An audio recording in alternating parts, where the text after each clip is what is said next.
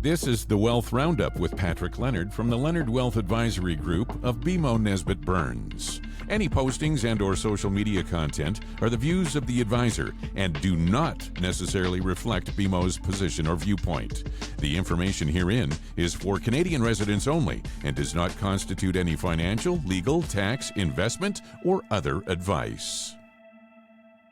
Welcome to the Wealth Roundup for the week of July 23rd, 2025. Patrick Leonard from the Leonard Wealth Advisory Group of BMO Nesbitt Burns. Patrick, lovely to see you again. Looking snappy. Hey, thanks, Terry. Good to see you too. Here we are, I guess, just past the middle of the year. Do you have something along the lines of a mid-year kind of outlook on things, how it's been and what we have to look forward to? Yeah, thanks for asking. It's been a wild ride to get to where we're at. But markets have rallied up. In summary, great start to the year in January. Everything fell apart quickly after January. And pretty much since mid-April, the market's been on a tear. TSX up about 9.5% year to date. S&P 500, so repping the US market, up about 7% year to date. And looking at the targets that BMO has published, we still think that 6,700 is possible for the S&P 500 by year end and 28.5 for the TSX. So that would still allow for the markets to move up and perhaps to get into the low double digits by the end of the year. So that's pretty remarkable based on kind of our path to get there. Now, on the flip side, bonds, which we were very optimistic about going into this year, we're only up a measly 0.5%. And that's largely on the back that we haven't seen the interest rate cuts by the Fed or Bank of Canada that we expected. Both gold and Bitcoin. So, storage, kind of alternative storages of wealth up strong this year, outperforming both the Canadian and US market, up 25 and 27% respectively for those two currencies. So I think maybe kind of the other kind of key part of this outlook is, what do we expect for interest rates? I think the Bank of Canada is done. I believe that would be the same opinion of most people at BMO. And the U.S., we're really going to be looking at inflation. The U.S. might sneak in one interest rate cut by the end of the year if inflation stays pretty close to where we're at right now.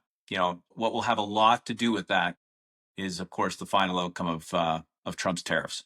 When you talk about disruptive technologies, what specifically do you mean? Are you talking about crypto wallets and apps, or is there something more in-depth? So the reason why we would talk about disruptive technologies is I think that there's a couple things when we look at investable ideas. And we've talked about fundamentals in our previous podcast. So that would be the most important item when investors are considering their portfolio and looking to either add or delete. So this is profits and the future probability of more profits down the road. We would call those fundamentals.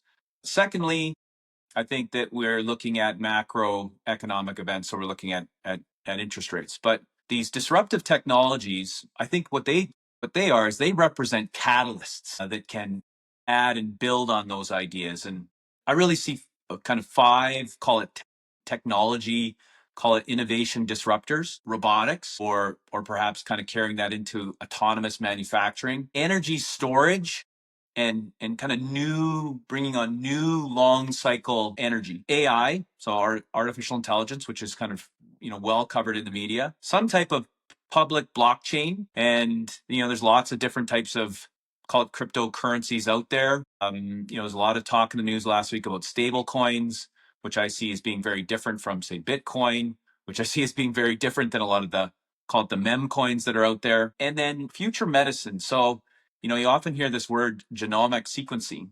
So really this is medicine continuing to look kind of at the DNA level as a way of looking for disease precursors, so that some of the diseases that we're looking at today, that we're looking for better methodology to either prevent those diseases or to treat those diseases. So I kind of block all of those into these disruptive innovation kind of technology concepts. And to me, they represent catalysts. I think, the other kind of catalyst that I think people, are super focused on right now is just anything with the kind of the Trump administration is a bit of a catalyst right now, kind of dealing with the new situation for trade, what the impact is on the economy. and even something like on the defense spending side, which there's been a lot of talk about. So I wouldn't see, defense necessarily as a technology disruptor, but this keyword being catalysts. Catalysts, I think, are something that I think is really important for investors to look at, probably more likely with their long-term investments. So, like as a non-traditional investment opportunities, basically, is the definition of this disruptive technology, so to speak. I would say yes. Absolutely. If we kind of think kind of our classic investments of consumer staples, toothpaste and toilet paper, right? And then we think of some of our discretionary spending, which might be things like automobiles, and then we think of energy and finance industry. Those would be, I would kind of consider the core kind of investable ideas, or some of those core investable ideas.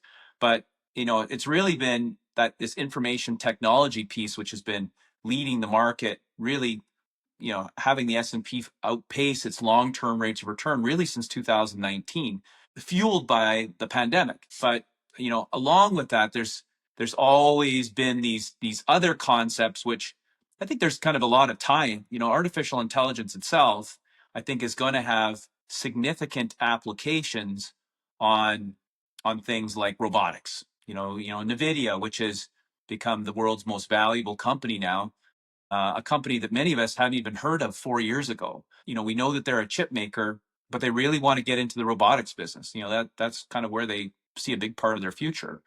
When we think of what enables AI, we think of, cloud computing and the vast amount of energy that's going to be required to run these data centers, which are going to be part of the infrastructure as AI builds out. So as you kind of start looking at all these ideas, you kind of see them moving together. And from that, I think there's going to be some, new businesses, again, like NVIDIA, that we've never heard of, that are going to be great investable ideas. But I also think there's going to be, some businesses that we're quite comfortable with the name, that we've known them for a long time, but these disruptive technologies will be new catalysts that are going to help them drive their earnings, which are hopefully going to lead to higher profits, which comes back to this kind of key concept when we think of what's going to lead to higher stock returns, is going to be improving fundamentals.